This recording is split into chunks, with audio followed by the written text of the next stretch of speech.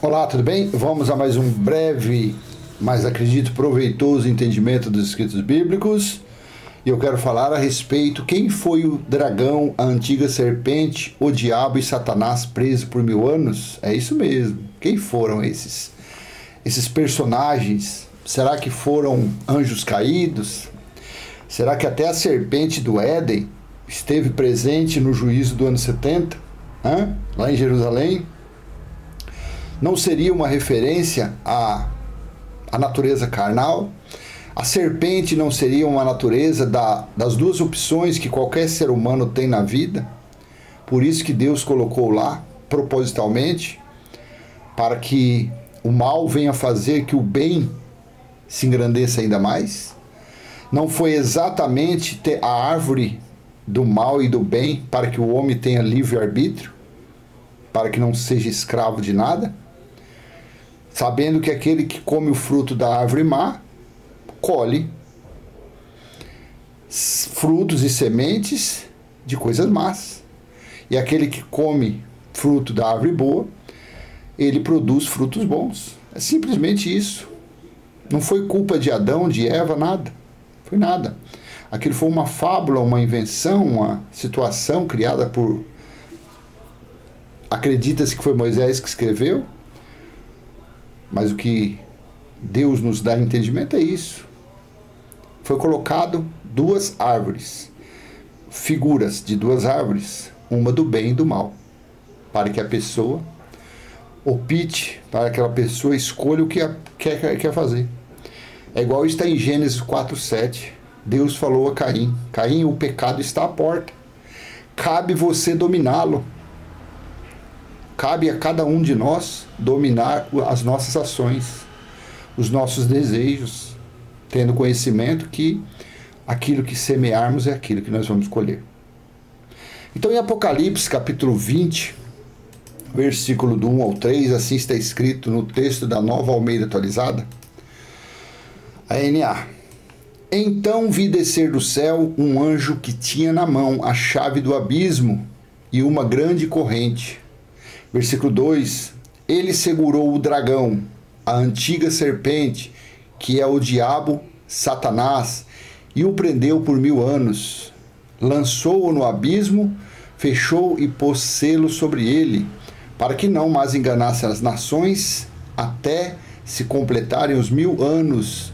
Depois disso, é necessário que ele seja solto por um pouco tempo. Na verdade, ele foi solto por breve tempo, até se cumprir o juízo de Deus.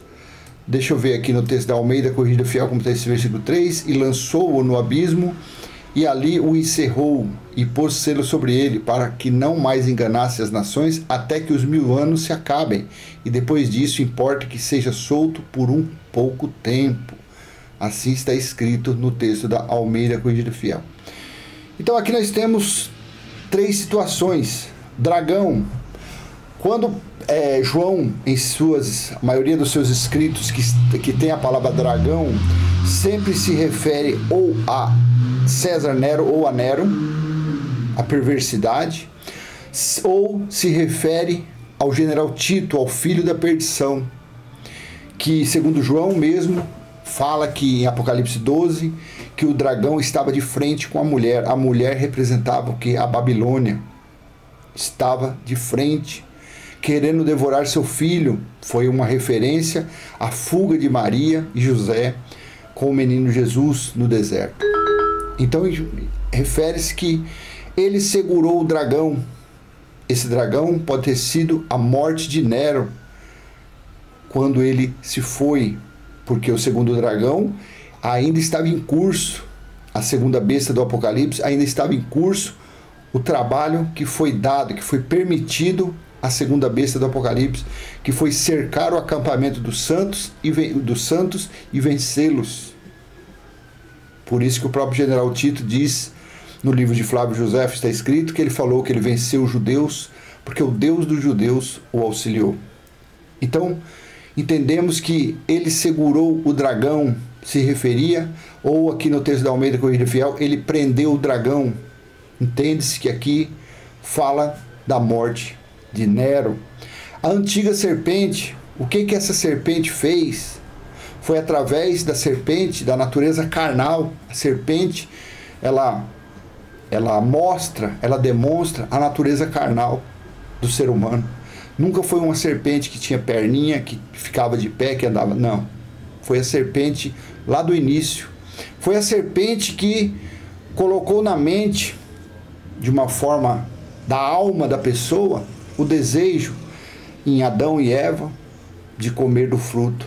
Tinha opção do bem e do mal.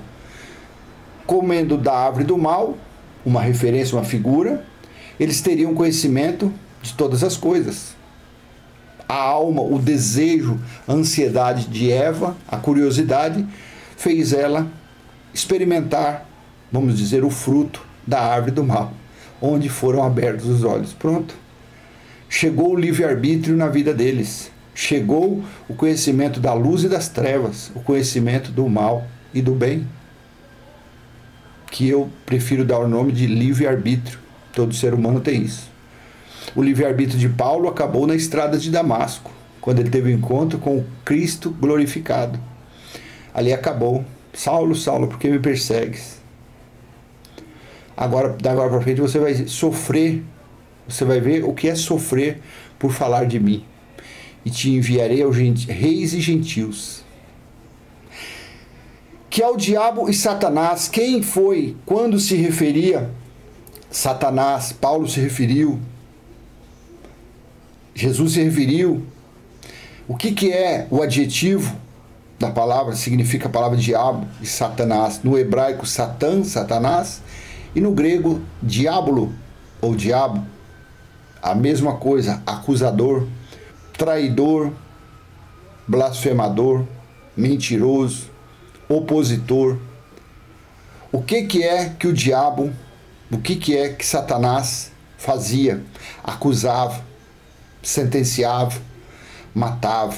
E prendeu o dragão, a antiga serpente, e também prendeu o diabo e Satanás. Lá na cruz, quando Jesus disse, tetelestai, está consumado, ele deu fim aos pecados. O que é que fazia os judeus pecarem?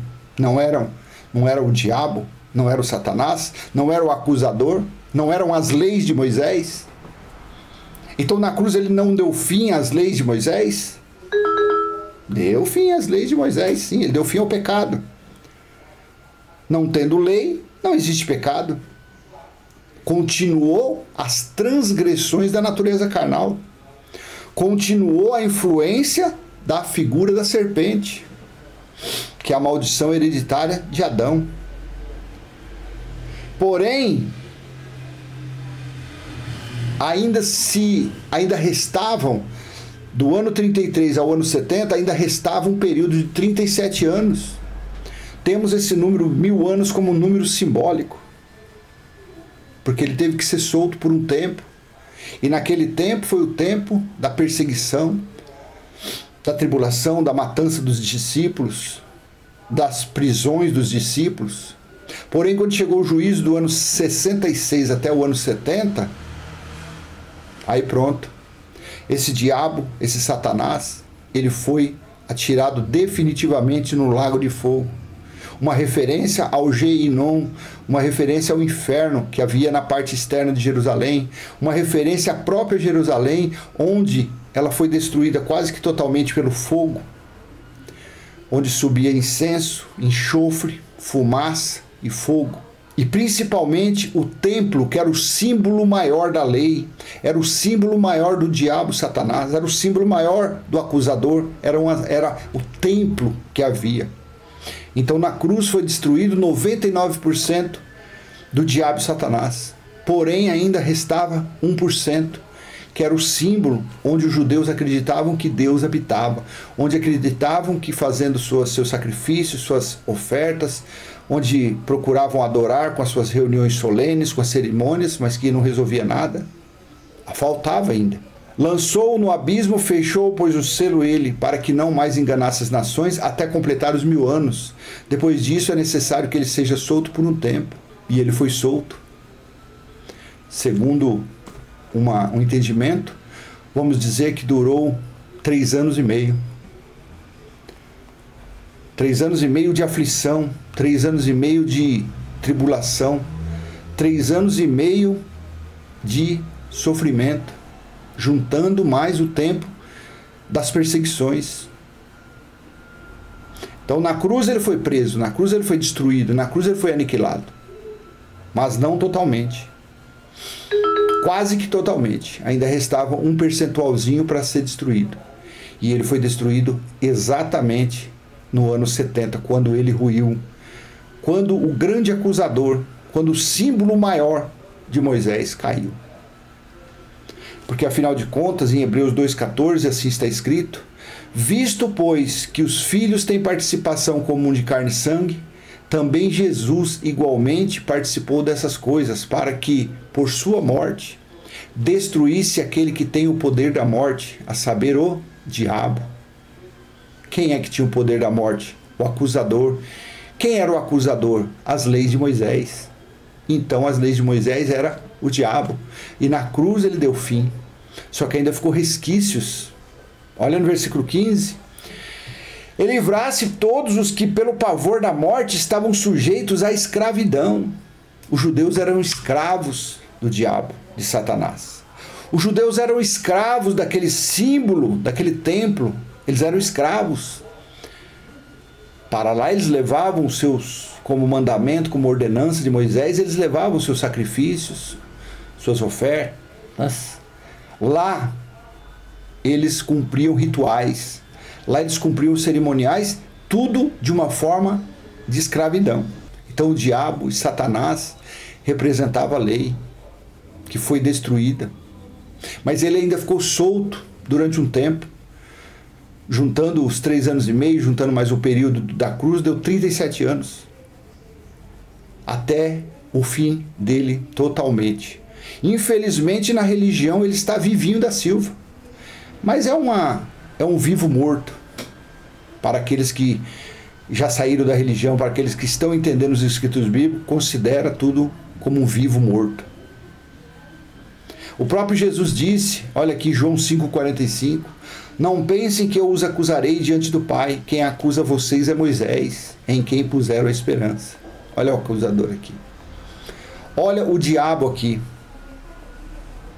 Moisés acusava. Em Apocalipse 12:10 também, o acusador dos nossos irmãos, olha aqui.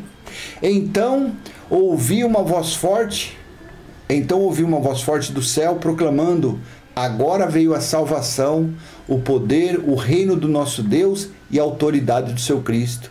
Pois foi expulso o acusador, foi expulso o diabo, foi expulso a serpente, ou o Satanás. Porque a serpente é impossível, a serpente é a natureza carnal do ser humano. Essa passou, como está em Apocalipse 12:11, ela passou depois do juízo. A serpente continua vivinha da Silva, que é a nossa natureza carnal. A serpente é as duas setas, a árvore do bem e a árvore do mal. Cada ser humano tem aquela livre escolha, você tem no seu caminho as duas árvores. Você come do fruto que você achar melhor. Colha consequências também desse fruto. Então ouvi uma voz forte do céu proclamando: agora veio a salvação, o poder, o reino do nosso Deus e a autoridade do seu Cristo, pois foi expulso o acusador de nossos irmãos. Quem é que acusava os judeus 24 horas por dia? O mesmo que os acusa de dia e de noite diante do nosso Deus. Quem é que acusava? As leis de Moisés. Então aí sim, quando chegou no grande juízo, o grande dia do Senhor, aconteceu exatamente isso que está em Apocalipse capítulo 20, versículo do 1 ao 3. Então vi descer do céu um anjo que tinha na mão a chave do abismo e uma grande corrente. Ele segurou o dragão, a antiga serpente, que é o diabo, Satanás, e o prendeu por 1000 anos, lançou-o no abismo, fechou e pôs selo sobre ele, para que não mais enganasse as nações até completar os 1000 anos. Depois disso é necessário que ele seja solto por um tempo.